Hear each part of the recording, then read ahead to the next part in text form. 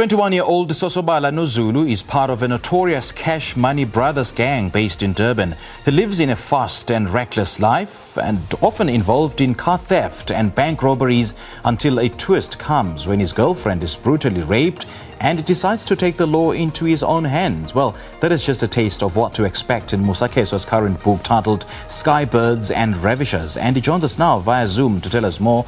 Musa, a very good morning to you. Thank you so much for joining us. Welcome to Morning Live. Thank you for having me, and good morning to your viewers at home.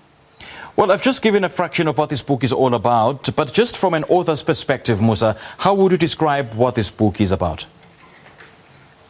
This book, Sky-birds and Ravishers, is actually an educational book. It's more of enlightening to try and get the youth to stop idolizing gangsters.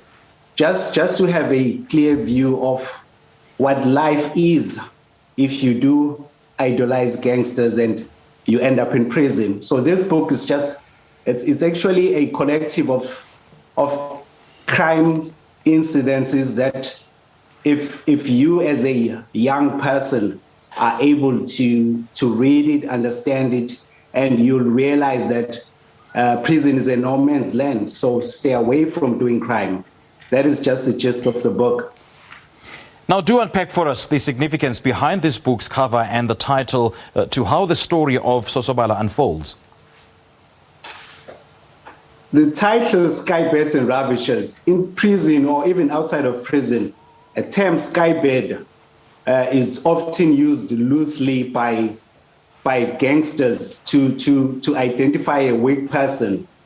And the cover that illustrates a cell bars or jail bars is trying to identify with the prison lifestyle.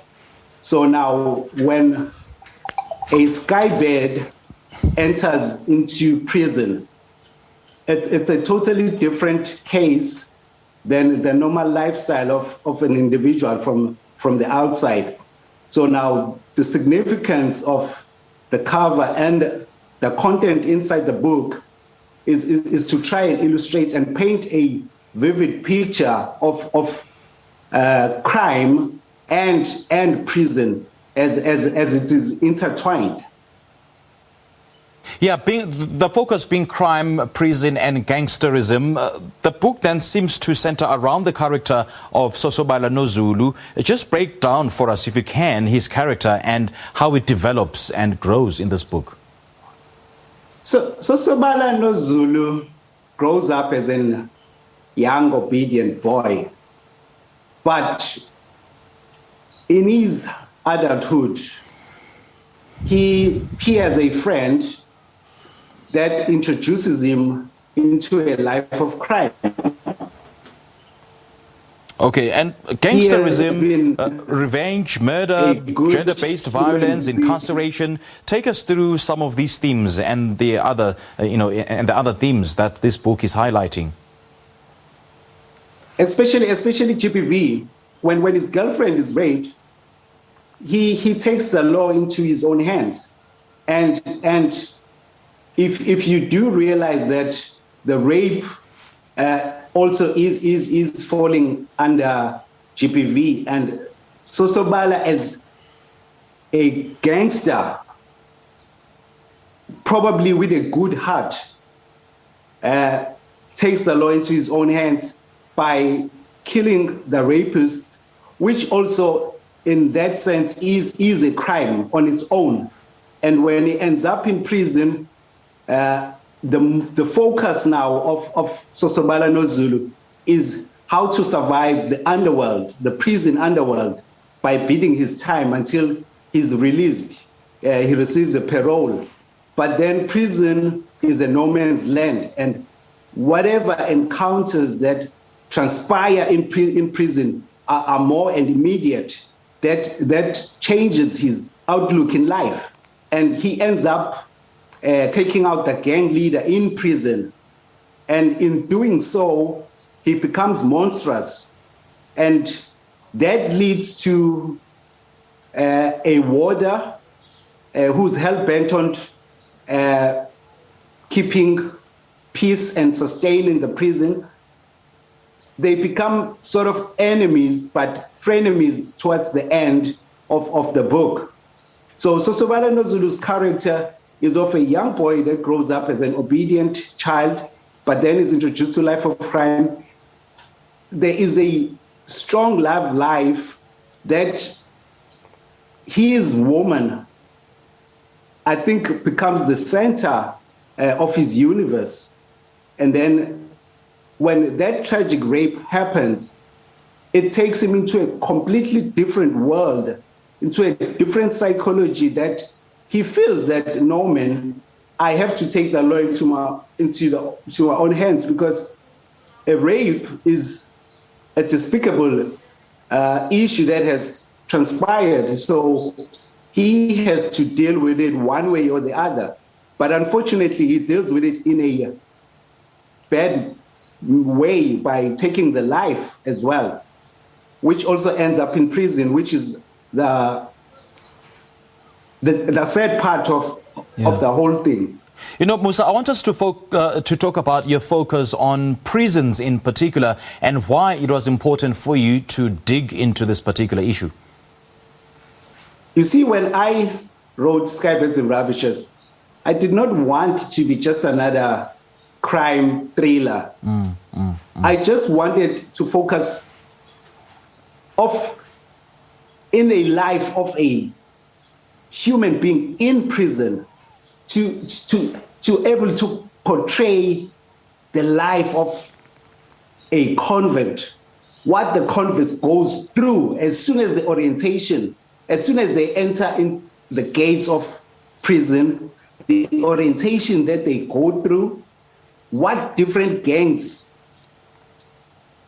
the function of the warders, the function of the prison guards, the role, the hierarchy in prison itself. So I wanted to portray prison as a prison, not just a thought that a human being on the outside would think, oh, I've seen prison through movies, through probably what the media showcases. But there is an in-depth look in my book of what prison is like and what happens in prison that takes you directly into the lives of the convicts, the hierarchy of the prison gangs, the world that the warders itself, they go through every day going to prison, because to them that is a job that puts food on the table. But it becomes more of a personal issue when you go to prison as a worker, social worker, or a warder, or any other positions that are aligned to correctional facilities. You know, Musa, I can see that there's so many horrific and gruesome things that take place as portrayed in this book. So who would you say this book was written for, or who would you say it was created for? Now, funny enough, my target audience was the parents, to try and enlighten their kids on the dangers of prison. Okay. But then when I had a conversation with my book distribution agent at the time, it was like my book was not suited for the under 18s. But as we continued to have engagements, it was like more evident that the book is actually for young kids like grade 10s, 11 or 12, that will impart knowledge and understanding of crime and what prison, if you do idolize or like engage in activities of crime, that this is what is going to happen. This is what the outlook of prison is. So whatever you do, you must have choices in life, that you can either be a good human being or act impulsively and end up in prison. So basically, it's for young kids and the parents that are raising young kids, basically. Okay. Musa Kheswa, lovely chatting to you, man. Thank you so much for joining us. Thank you for having me, my brother.